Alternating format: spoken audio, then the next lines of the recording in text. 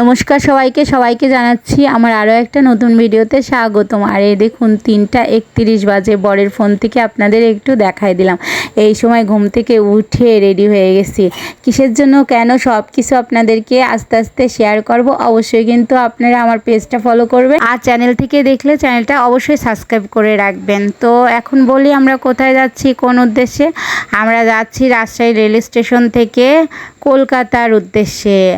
আর Rajshahi rail স্টেশনে যাচ্ছি কারণ আমাদের ট্রেনটা ভোর 6টার সময় ছিল। তো ঠিক টাইমেই আমরা যাই। পৌঁছানোর পরে এই যে ট্রেনে উঠে পড়ি, অনলাইনে যেহেতু টিকিট কাটা ছিল।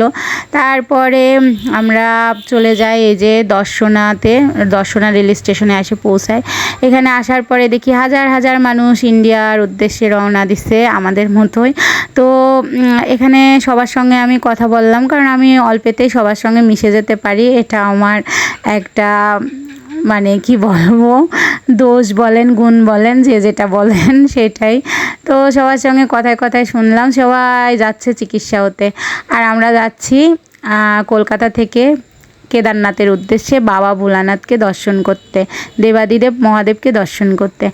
আর ইন্ডিয়াতে যাওয়ার পরে আমরা কোথায় ঘুরলাম, কি করলাম, কেমন আনন্দ করলাম, সব কিছুর অভিজ্ঞতা আপনাদেরকে একটু একটু করে শেয়ার করব।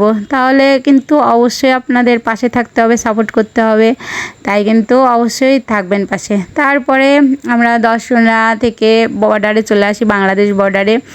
আসার পরে এখানে সব কিছু যা যা নিয়ম থাকে সব করা হয়। হওয়ার পরে এখান থেকে আমরা চলে আসি ইন্ডিয়ার বর্ডারের রাস্তায়। সেখানে একটা ভ্যান নিই, সবাই মিলে অনেকের সঙ্গে পরিচয় হয়ে যায়। তারপরে ভ্যানে করে আমরা ইন্ডিয়ার বর্ডারে আসি। ইন্ডিয়া বর্ডারে আসার পরে এই যে এখানে সবাই বসে থাকতে হয়। তারপরে সব কিছু চেক হয়, চেক হওয়ার পরে আরও একটা জায়গাতে যাওয়া লাগে, সেখানে আবার চোখের স্ক্যান করে। তো অনেক কিছু হয়, সেগুলো তো আর ভিডিও করা যায় না কারণ নিষেধ থাকে। তারপরে আমাদের সব 2 বর্ডারের কাজ হয়ে যাওয়ার পরে আমরা গেদে বর্ডারে আসলে ট্রেন পাই। ট্রেনে উঠে এই যে কাজলের সঙ্গে আমাদের পরিচয় হয়। কাজল এত এত এত ভালো একটা মেয়ে, তার বলার মতন না। আমাদের সঙ্গেও ট্রেনে পরিচয় হয়, আর ও আমাদের অনেক উপকার করছে, তাই মন থেকেও সবসময় আশীর্বাদ করব। ও যে শুধু আমাদের উপকার করছে সেটা বললে ভুল হবে। এই দেখুন আমার বরের পাশে একটা ভাইয়াকে দেখতে পাচ্ছেন, এই ভাইয়াটা যাচ্ছে চেন্নাই চিকিৎসা হতে। বড়ই অসহায় ব্যক্তি জানেন, কোমরের সমস্যা, ব্যাগটাও টানার ক্ষমতা নাই। আমার বর যতটা পারছে ব্যাগটা টেনে দিছে।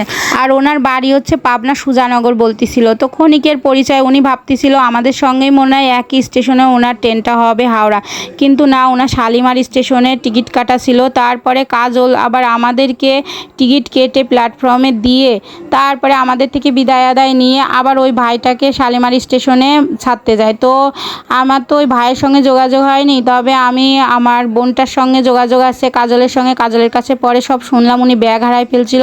কাজল ব্যাগ ট্যাগ সব খুঁজে টুজে আবার ঠিকঠাক মতন ওনাকে টেনে উঠে দেয়। তো বুঝতেই পারতেছেন এরকম একা একা চিকিৎসা হতে যাওয়া ঠিক না।